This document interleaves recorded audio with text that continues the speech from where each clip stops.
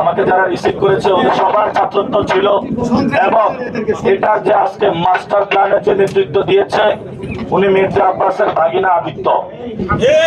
আমরা আগে পুলিশকে ইনফর্ম করেছিলাম মির্জা আব্বাসের ভাগিনা আদিত্য এখানে সন্ত্রাসীদেরকে ভাড়া করে নিয়ে এসেছে। সে অনেক পরিকল্পনা করছে আমাদের উপর অ্যাটাক করার জন্য, আজকে সে শুরু করেছে। আমি প্রশাসনকে বলবো, যদি ইলেকশন কমিশন বা বাংলাদেশের মানুষ নিরাপত্তা না দিতে পারে, আপনারা যদি মির্জা আব্বাসকে সংসদে নিয়ে যেতে চান, বিএনপির গুন্ডা মাস্টারদেরকে নিয়ে যেতে চান, তাহলে বলেন আমরা মাঠ থেকে উঠে যাই। যদি ভোট হয় আসলে আমরা গণতন্ত্র যেতে চাই, আমি বিএনপিকে বলবো আপনারা যদি সত্যি শহীদ জিয়া এবং খালেদা জিয়ার পথে থাকেন, এইসব সন্ত্রাসী কর্মকাণ্ড বন্ধ করেন।